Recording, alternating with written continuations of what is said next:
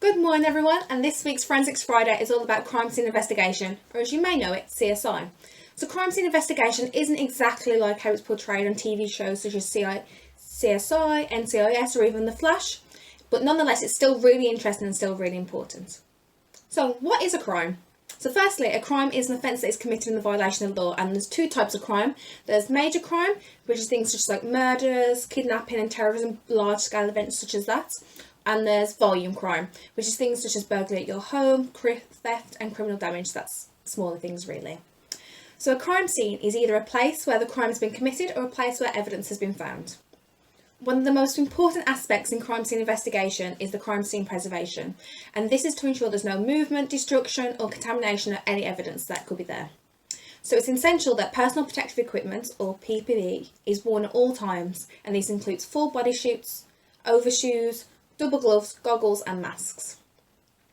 Depending on the location, tents may also be used around the crime scene, especially if that crime scene is outdoors. This will help protect it from the environment and also shield it from public view. And also stepping plates may also be used around the crime scene to navigate to ensure nothing is damaged or destroyed. So there are many roles which fall under the role of a crime scene investigator. So these can include photography, so that's taking photographs of the crime scene from all angles of the room or all angles of the crime scene. This includes long, mid and close range shots with and without the evidence number to ensure that nothing is hidden by the evidence number. This also includes taking video footage, and all this is basically to ensure that the evidence was retrieved and that can be used to look back at a later date to refresh information about the crime scene, and also possibly create a 360 view and have like a digital walkthrough of the crime scene, which then can be used in court also. With this, a detailed evidence log of the photographs is made. So you've got a log of all the images that were taken. So if they were to be looked at by somebody else, they would know exactly what their photograph was and its importance. There's also sketches or drawings done of the crime scene from an aerial point of view. And this is to see the whole crime scene as a whole. And then they have the evidence numbers located on the drawing so you can see where the evidence was in relation to the whole crime scene and all the items of evidence as well. And finally, there's evidence collecting and packaging, and again there's a detailed log for this which shows you exactly who found the evidence, who packaged the evidence, and all the information about the evidence, such as description of the evidence and what the actual item is. So, what is evidence?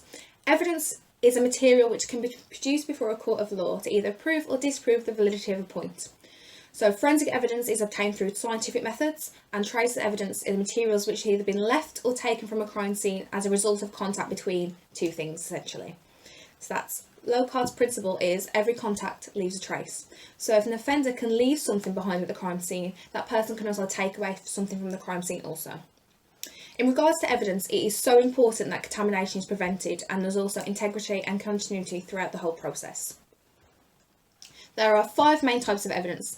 First one is DNA, which is things such as blood, bodily fluids, cigarette butt ends, drinking vessels, so like cups or cans, chewing gum and hair.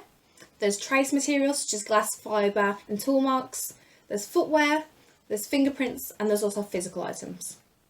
So there are different types of packaging in which evidence can be placed into, and I'll show you a few of these right now.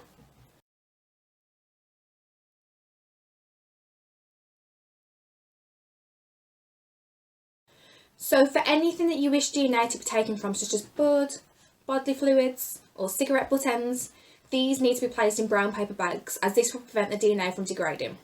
If it's wet, it needs to be dried first or frozen, or if it's dry already, it can be placed directly into the brown paper bag. There's also plastic tamper evidence bags, and these can be used for non-organic items, so anything that doesn't contain DNA or doesn't need to have any biological analysis taken on it.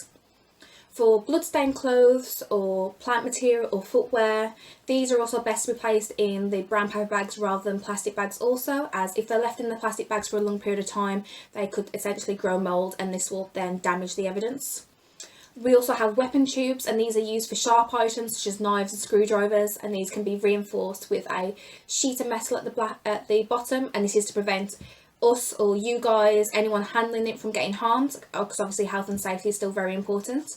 And we also have brown cardboard boxes which have a plastic window at the top, and this allows you to look into the box so you can see what's in there, and these are needed for weapons, firearms, and possibly sometimes mobile phones and items such like that.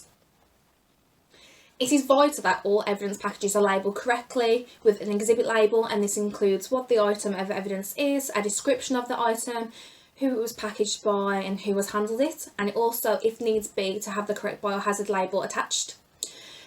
Whoever holds or comes in contact with the evidence needs to sign, and this is the chain of custody to say that they've held the evidence and where they've taken it from and taken it to, and then when they give it to that new person, that person needs to sign for it also. This is very important in a court of law. So once all the evidence from the crime scene has been collected, it is sent off and to be examined by a person in that specialised area. So for DNA analysis, it'll go to someone who does DNA analysis, or for fingerprinting, it'll go to someone who does fingerprinting. Unfortunately, unlike CSI, when you collect the evidence, you don't do the examination on it also. So any of the DNA which is obtained from the crime scene will be compared to the National DNA Database, and this is where DNA samples are held from all crime scenes that have happened previously, and also any suspects, also anyone that's been arrested previously also. Fingerprints will be compared to a system called Ident1, which is a database which stores all biometric data. Again, this is fingerprints taken from crime scenes, suspects, or anyone else has been arrested previously. Footwear will be compared to the National Footwear Database, and this will identify patterns in the footwear so you can identify possibly what shoe it was and possible links to other crimes that have been committed. There is also the National Ballistics Intelligence Service, or NABIS, which is a database for all recovered firearms and ammunition, and again, say if there's any of this at the crime scene, you can compare and see whether it's been used previously. So guys, I hope you've learned a little bit more about crime scene investigation, or if that's cleared up any misconceptions you may have had. If you do have any questions, please let me know in the comments down below.